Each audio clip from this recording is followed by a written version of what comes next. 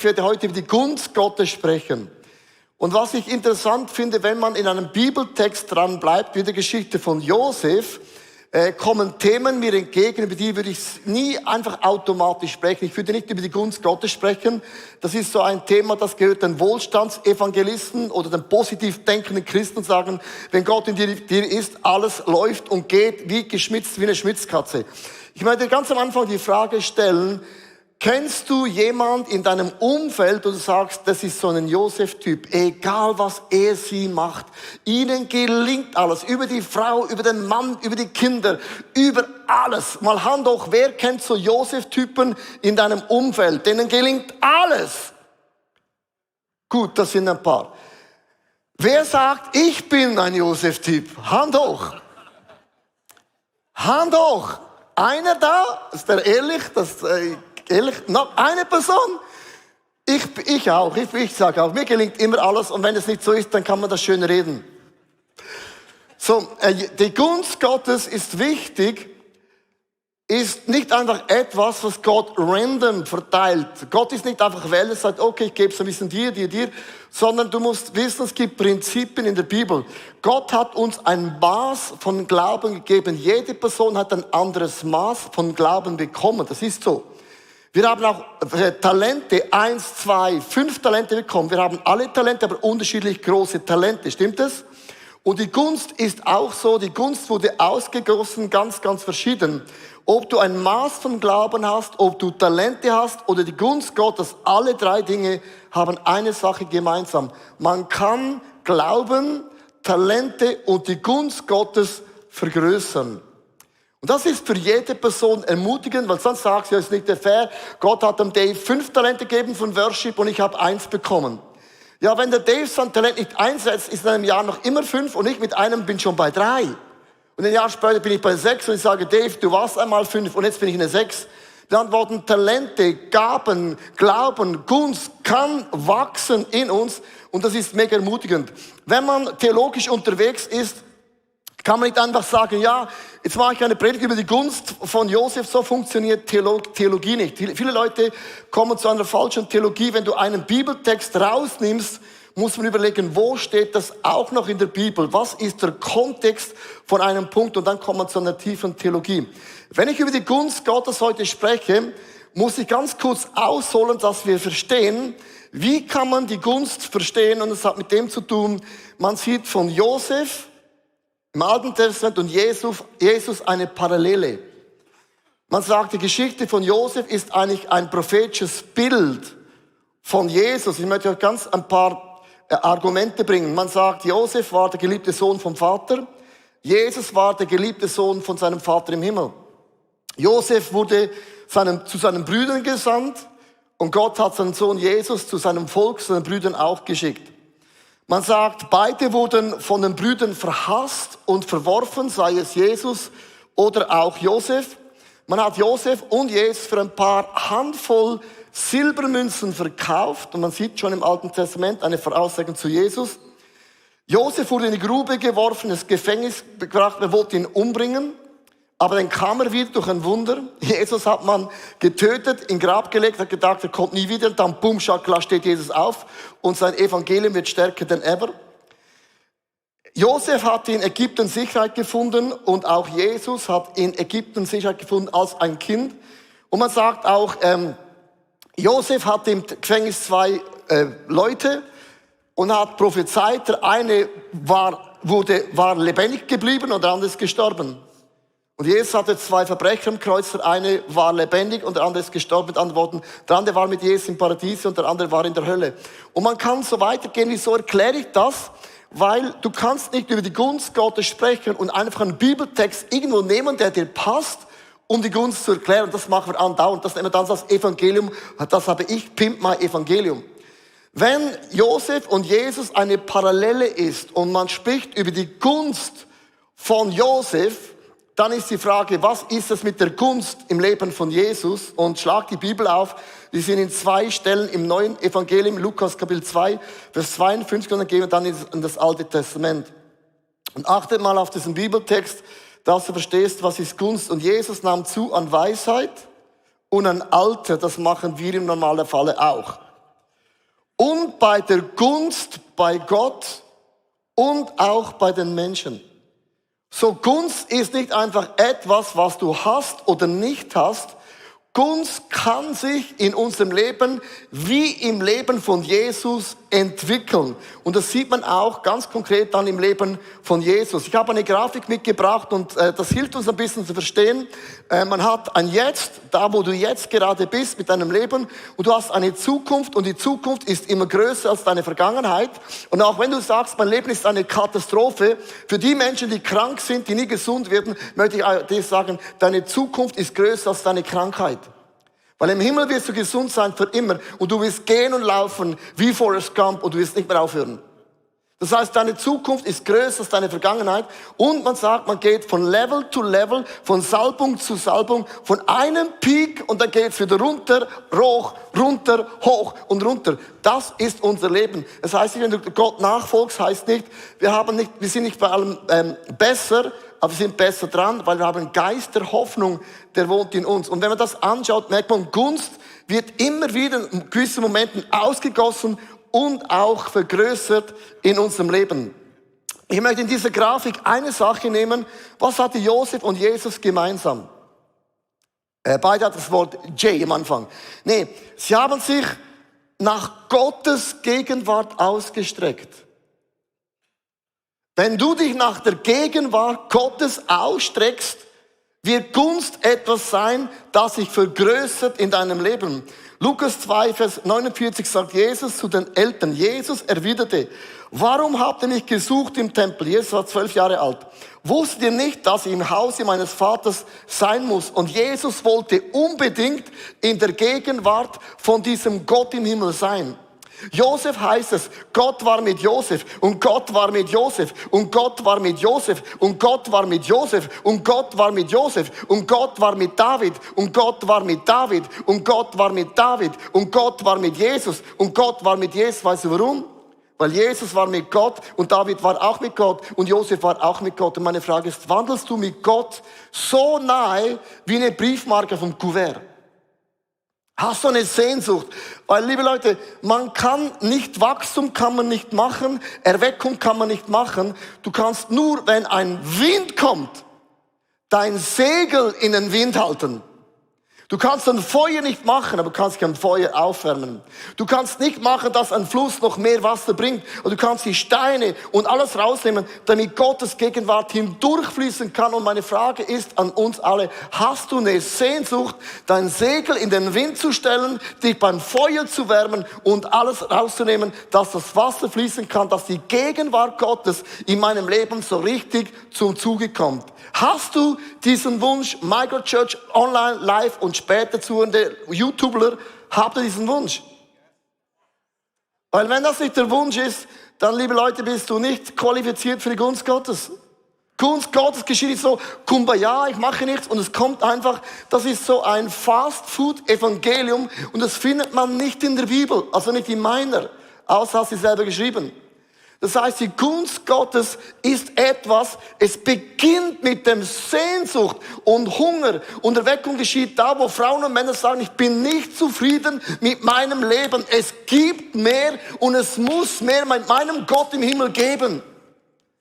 Und wenn der Hunger nicht da ist, wirst du genauso viel leben, wie du auch der Hunger hast. Und dieser Hunger sieht man im Leben von Josef, von Jesus, von David. Und ich gehe mit euch in die Geschichte hinein. Wie kann die Gunst Gottes, wenn Jesus und Josef parallel sind, wie kann das wachsen?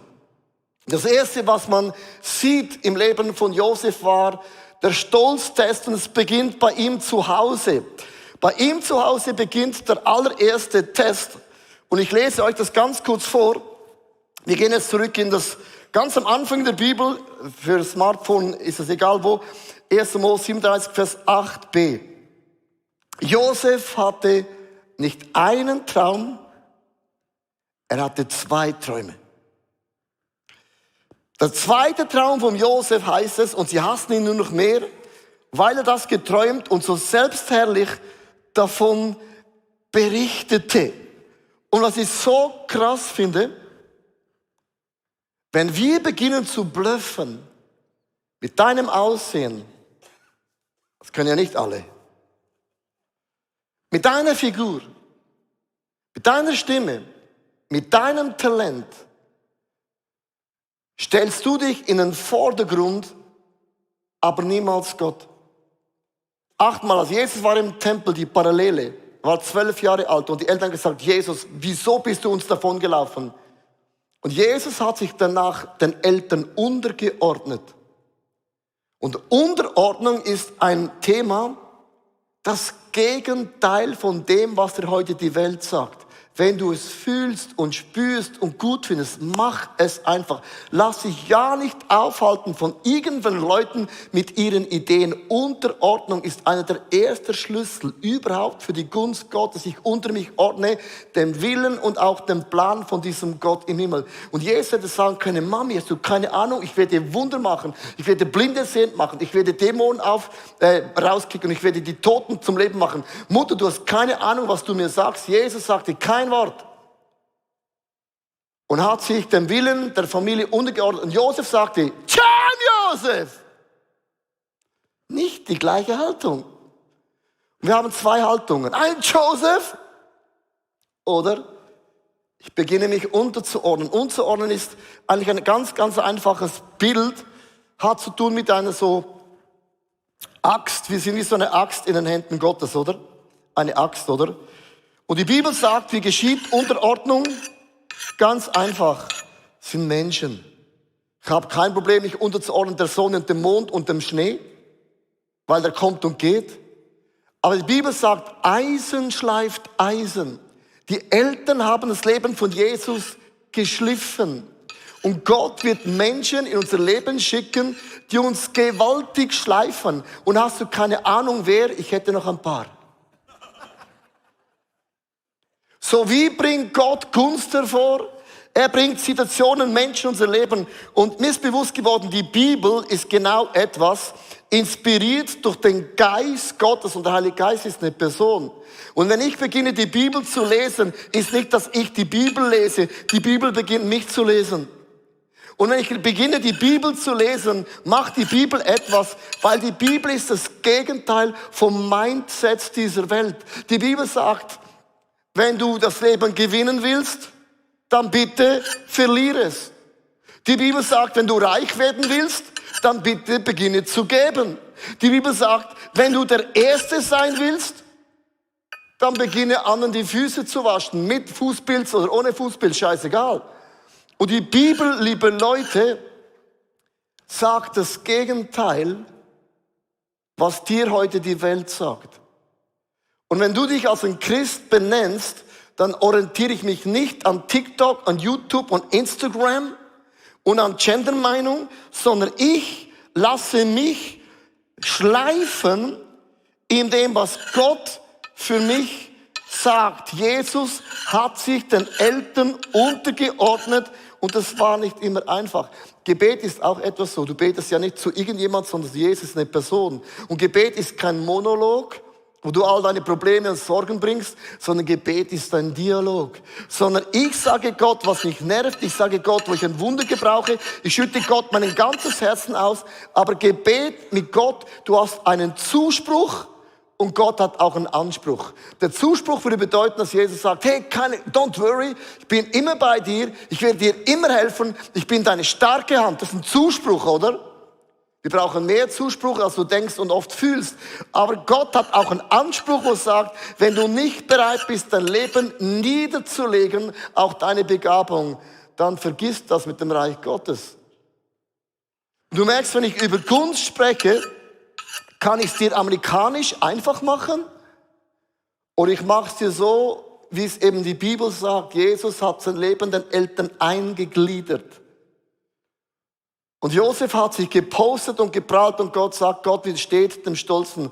Und Gunst ist etwas, was nur dann geschieht, wenn ich mich von Gott was sagen lasse, auch da, wo es mir nicht passt. Und ich möchte 2 Themen ansprechen. Die einen von uns, die haben so verkackt im Leben. Aber ich meine, richtig besser geht nicht mehr.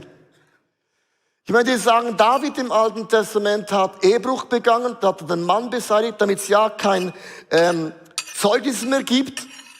Und das kam dann heraus. es war eine Katastrophe. Und weißt du, was der Teufel zu David sagen würde?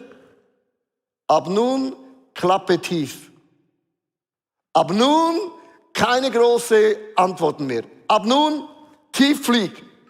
Und viele, die versagt haben, haben eine Stimme in sich, ich sollte nur ein bisschen leise sein. Weil da war doch irgendetwas in meinem Leben. Du hast einen Zuspruch, dass Jesus Christus hat dir vergeben, ob es deinem Umfeld passt oder nicht. Mir wurde vergeben. Amen. Zuspruch. Weil die Welt sagt, nein, so einfach geht's nicht. Und Gott sagt, doch, so einfach geht's, weil ich habe mein Leben dafür hingegeben. Jesus hat's alles gekostet, damit es für uns gratis ist. Aber der Anspruch bedeutet, ab nun, verkack es nicht mehr. Und ich liebe es, wie David hat gesehen, dass die Bundeslade war nicht in Jerusalem, hat gesagt, wo immer die Bundeslade gewesen war, da war die Gunst Gottes. Da war der Segen Gottes. Hast du schon Menschen gesehen, wo man sieht an der Familie, alles, was sie machen, gelingt ihnen? David hat gesagt, die Bundeslade muss zurück in unsere Stadt. Und er brachte die Bundeslade nach Hause. Weißt du wie? Er hat getanzt in der Unterhose. Und seine Frau hat gesagt, spinnst du? Und er hat gesagt, es ist mir scheißegal, was Menschen denken, was Menschen sagen, weil wenn Gott in der Mitte ist, stehe ich vor ihm nackt. Und viele von uns, Menschenfurcht ist ein Riesenthema. Nee, das geht nicht, weil das macht man bei uns in der Firma so. Okay, ja, kann man.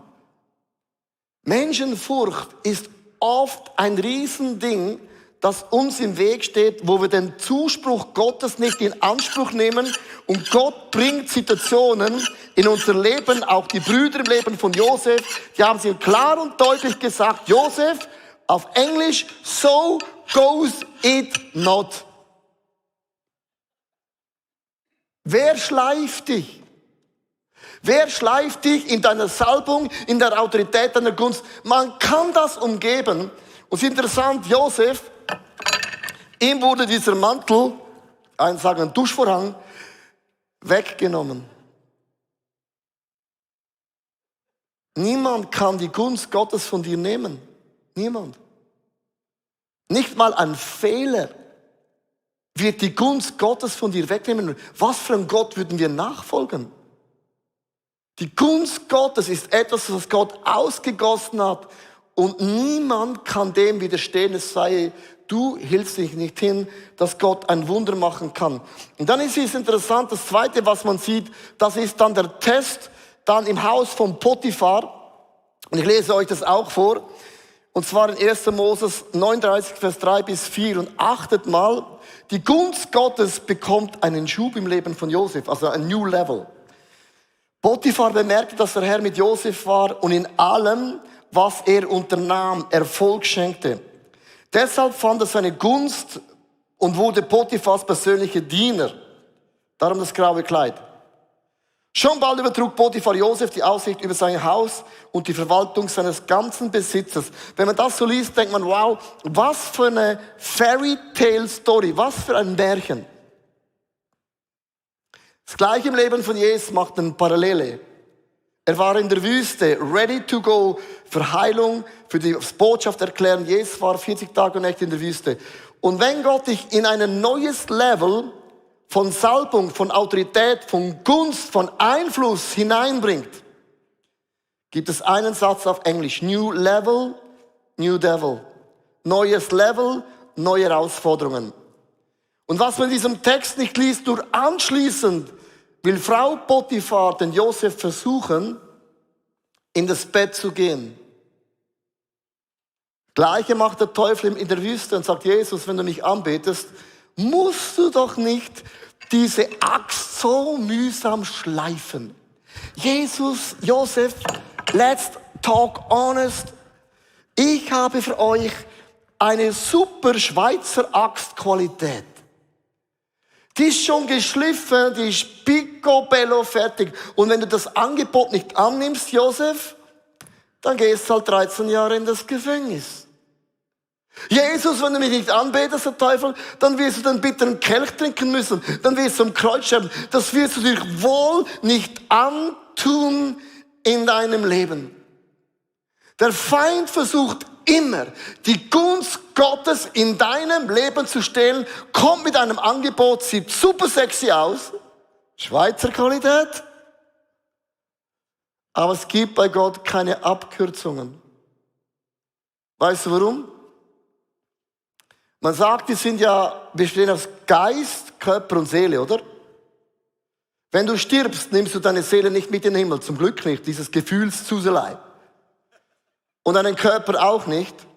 Die meisten sind dankbar mit ihrem krummen Bein. Du nimmst den Geist mit. Und der Geist ist auch dein Charakter. Man sagt, du nimmst deine Charaktereigenschaften mit in den Himmel. Und sagen die meisten Leute, aber nicht im Ernst.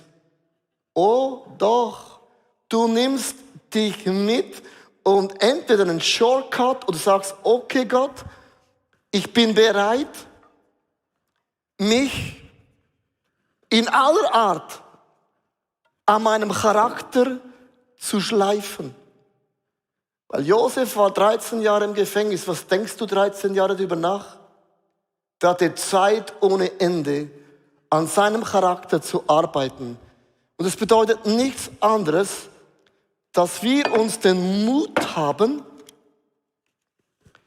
von Gott so richtig schleifen zu lassen. Jetzt schau mal an, ich meine, es muss Funken sprühen.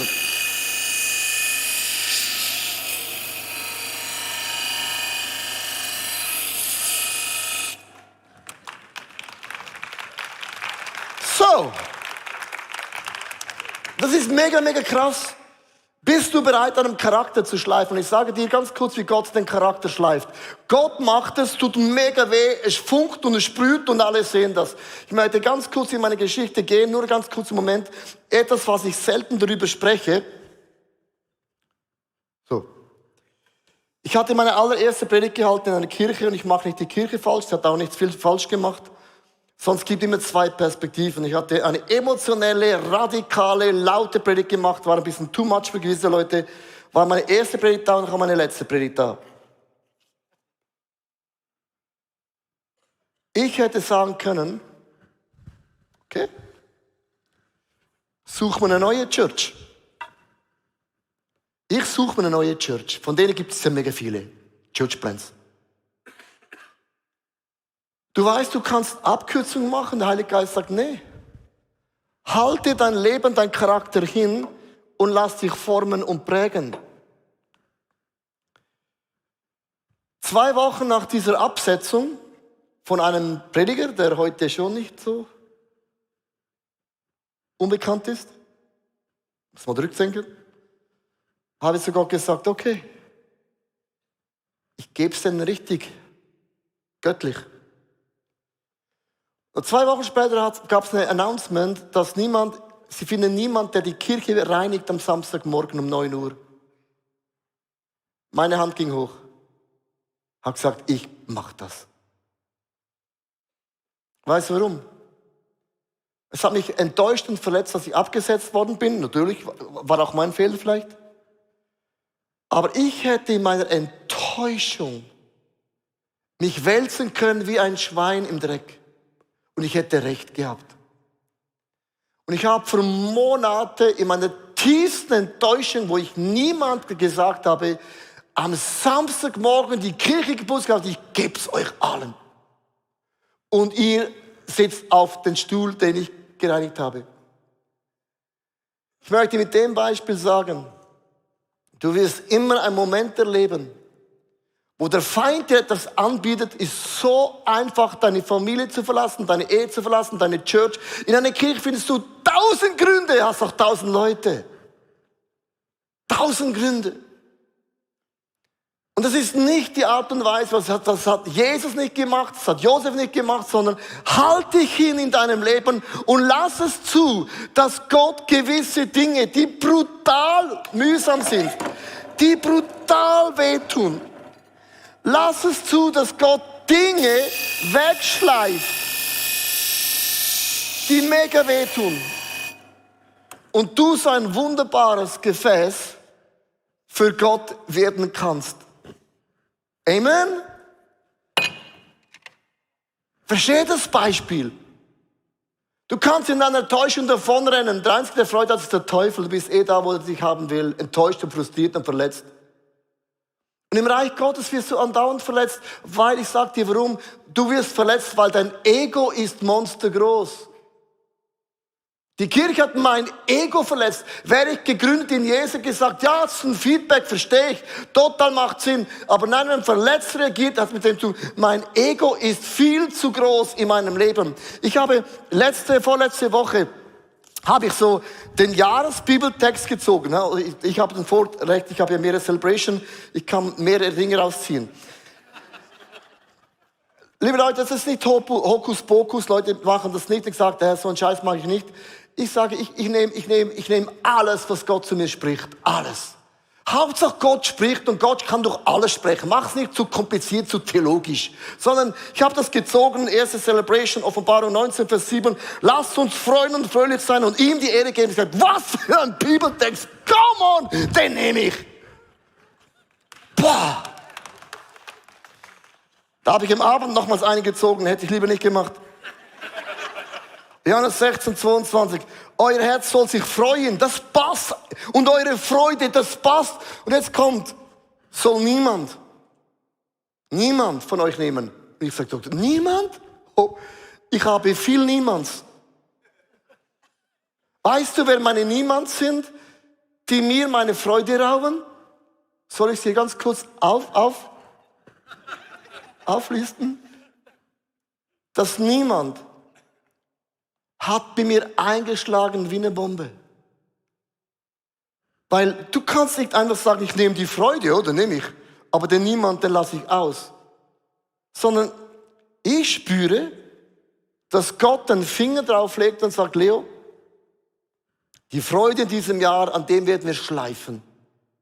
Und du wirst wachsen in deiner Begeisterung, in der Leidenschaft, aber du hast viele Niemands, die dir das nicht gönnen. Wenn du auf Social Media unterwegs bist, zum Beispiel über Israel und Hamas, ich hatte viele Niemands, die waren nicht gleicher Meinung. Aber es ist ja nicht, dass man nicht gleicher Meinung ist, sondern die Art und Weise, wie man Kommentare schreibt. Du Missgeburt, du alte Drecksau. Solche Kommentare bekomme ich, ja. Das sind dann Niemands. Und das ist so mein Moment, wo ich spüre, wo Gott an meinem Herzen arbeitet. Und ich möchte dich fragen, die Gunst Gottes hat bei Josef so krass zugenommen. Aber auch der Gegenwind. Ich habe eine Liste hier mitgebracht und das war für mich so ein Eye-Opener. Weil man kann die Früchte des Heiligen Geistes, ich nehme jede Frucht vom Heiligen Geist, alles, muss man nicht fragen. Ich nehme auch jede Geistesgabe, kein Thema, ich hole sie ab am Tisch, wo ich das kann. Aber ich habe das noch nie so verstanden. Hinter jeder Frucht vom Geist, dass das wachsen kann, gibt es ein Pendant, ein Gegenüber. Das heißt, wenn du in der Liebe wachsen willst, wirst du enttäuscht werden. Nur enttäuschte Menschen, die das verarbeiten, wissen, was Liebe ist ohne Bedingungen. Liebe, ohne dass du mir ein Bier vom Keller holst. Liebe, ohne dass du mir ein Kompliment gibst. Liebe, weil du nicht perfekt bist. Mit anderen Worten, ich möchte dich heute fragen. Die Gunst Gottes wächst, wenn du dein Herz Gott hinhältst und dein Ego, das riesig ist, hat viel Potenzial und nochmals weggeschliffen zu werden. Und Gott hat 13 Jahre im Leben von Josef, 13 Jahre Dinge weggeschnitten im Gefängnis. Und der Charaktertest nenne ich auch ein Gefängnistest. Dinge, wo ich mich selber drin bewege. Ich möchte enden mit dem letzten Gedanken und dann schreibe ich nur noch ganz kurz an.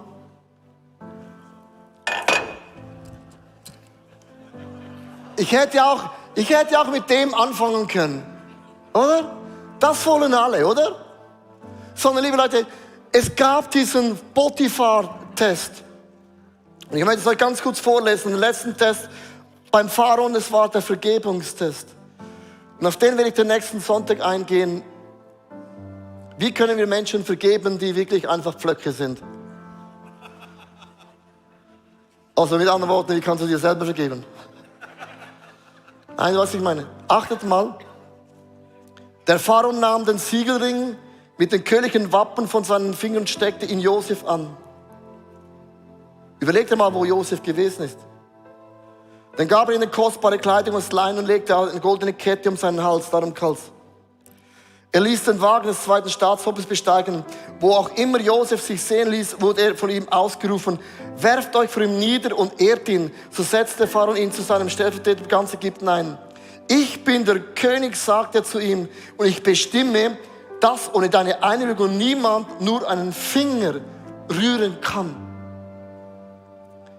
Und ich möchte bei diesem Bild enden, weil Leute sagen, wow, Josef war der zweithöchste Mann. Vom Traum zur Bestimmung. Und dann hören wir auf zu denken. Weil der größte Test, den Josef erlebte.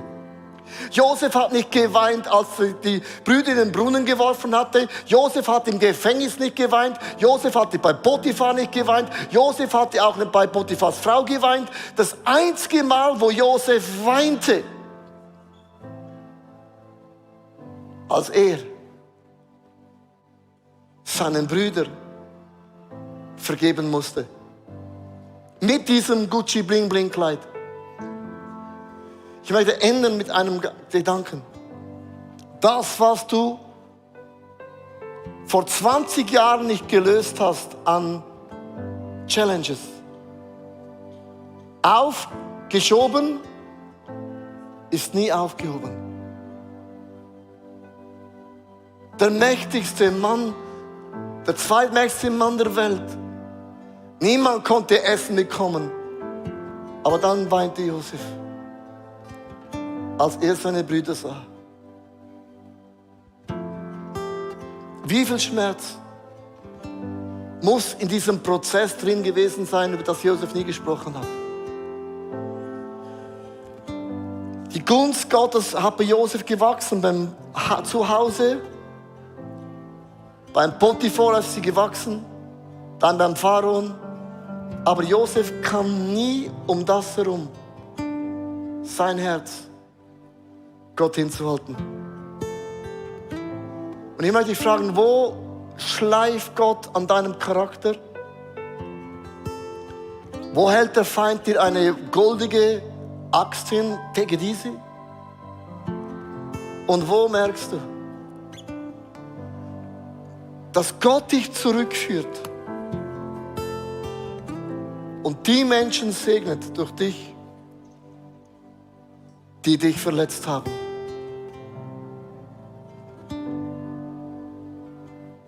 Ich habe eine Geschichte, ich weiß nicht, ob ich sie dir sagen soll, was für mich ein mega Challenge ist. Wenn Menschen des ICF kommen, finden zum Glauben, du machst alles für sie. Sie blühen auf, werden enttäuscht, gehen aus der Church raus. Und was sie machen? Sie sprechen auch negativ. Jahre später kommen sie zurück, gebrochene Ehe, und sagen, hier bin ich wieder. Und ich denke,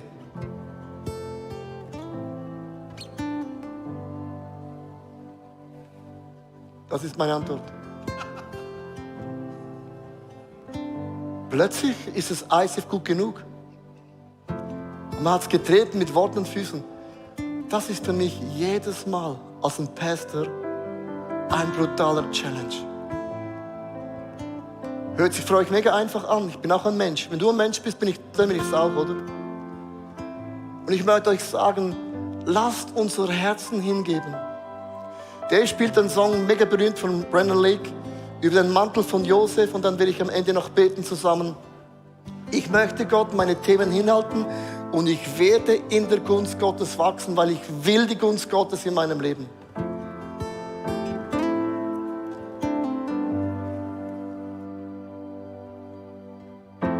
I'm cold in a call of many colors. I'm breath in a light. I am held in the arms of a loving Father, was lying in a pit, but I'm up in the palace now.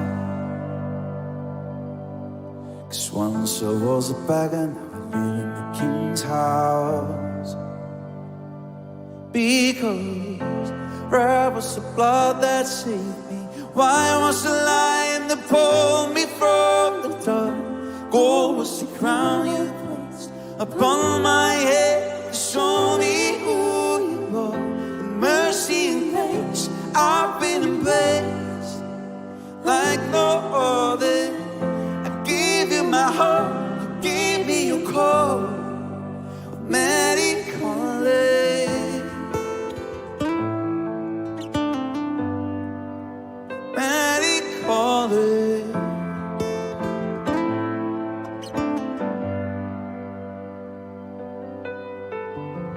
Sometimes your worst enemies turn out to be your brothers.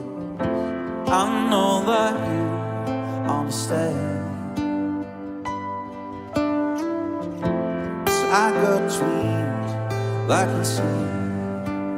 Give me trouble, was lying in a pit, but I'm up in the palace now. 'Cause once I was a beggar, now I'm living in the King's house. Because where was the blood that saved me? Why was the light that pulled me from the dark? What was the crown you placed upon my head to show me who you are? Mercy and grace, I've been embraced like no other. Gave you my heart, gave me your call. Many call it, many call it,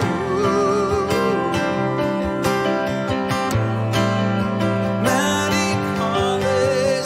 I wear my coat everywhere I go. I wear my coat on the ones who love. I wear my coat everywhere I go.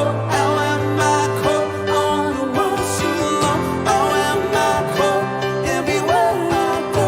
I wear my coat on the ones who love. I wear my coat everywhere I go.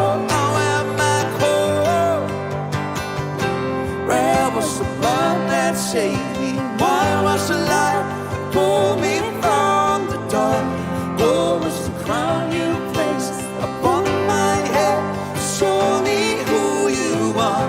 With mercy and grace, I've been embraced like no other. I gave you my heart, gave me your call. Many call it,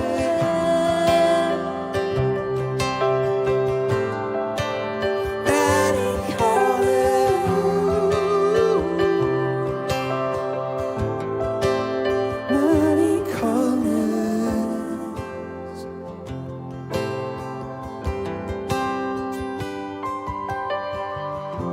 I am clothed in a coat, many colors. I am wrapped in a light.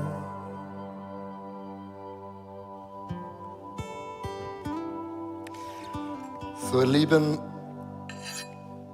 für mich, wenn ich das alles zusammenfasse, Jesus ließ sich formen, schleifen, unterordnen bei Gott. Und Eisen schleift Eisen. Und Gott stellt Menschen in unser Leben, die schleifen gewaltig an dir. Und ich möchte mit uns zusammen beten, dass wir Gott die Erlaubnis geben, nicht einfach dem davon zu springen. Das ist das einfachste Weg, was viele machen. Kann man machen, aber du laufst dir selber davon und es ist nicht gelöst. Sondern wenn uns Gott stellen, kann ich dir sagen, du wirst in diesem Jahr erleben, dass die Kraft Gottes, die Autorität Gottes und die Vollmacht Gottes wird gewaltig zunehmen. Und du wirst am Ende vom Jahr sagen, ich bin Jesus ähnlich geworden als am Anfang vom Jahr. Und ich möchte dich einladen, ganz kurz deine Augen zu schließen, live, online und auch in der Halle.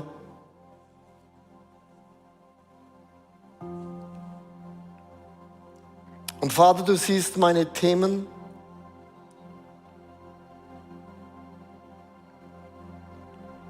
Wo Menschen immer wieder Dinge auslösen in mir, das mich dermaßen trifft.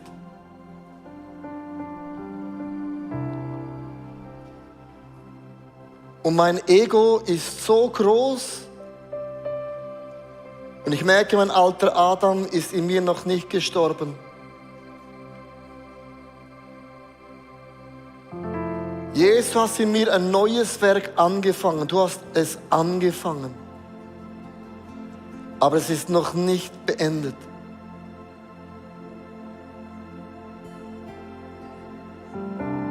Und ich halte meine Themen dir hin.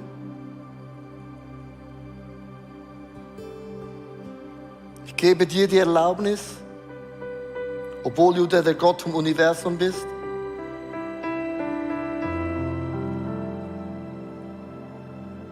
Schleife mein Leben. Nimm alle diese Dinge weg von mir, die mich hindern zu dir.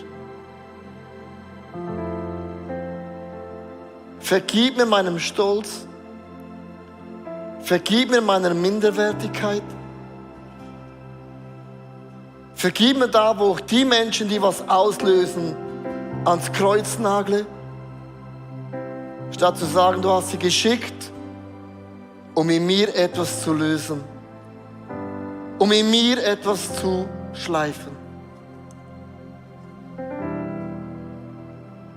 Du hast auch gesagt, du wirst mir nie mehr auferladen, dass ich jemals tragen kann. Du kennst das Maß. Du kennst das Maß vom Schleifprozess. Du kennst das Maß, wie viele Dinge du in mir freisetzen willst.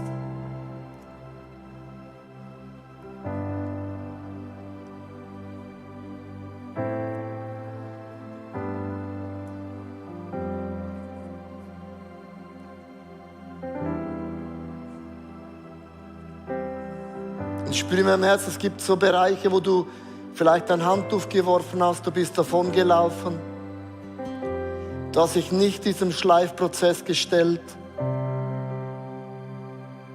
Eine Abkürzung ist eine Abkürzung, aber bei Gott gibt es keine Abkürzungen. Weil Gott ist nicht in der Eile. Weil Gott ist interessiert an meinem Charakter. Und das ist das, was ich mitnehme in den Himmel.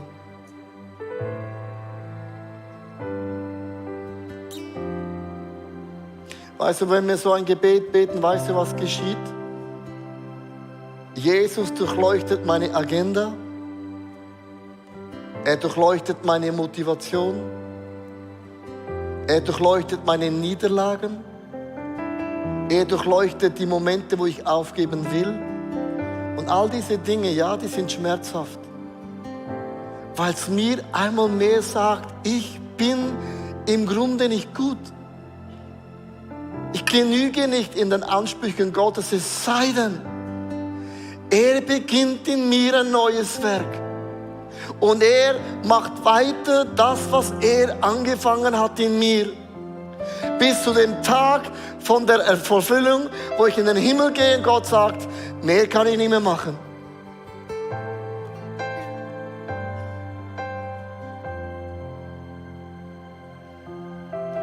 Ich möchte euch mitnehmen in ein Lied, weil wir haben einen Zuspruch von Gott bekommen, das gute Werk, das er angefangen hat, er wird es höchstpersönlich zu Ende bringen. Das ist ein Zuspruch. Das finde ich mega ermutigend. Aber hat auch einen Anspruch. Dass mein Leben gehört ihm. Ich bin zur Ehre Gottes erschaffen worden, nicht zu meiner Ehre, nicht für meine Pläne, nicht für meine Ziele, sondern mein Leben weist hin auf den Schöpfer Gottes.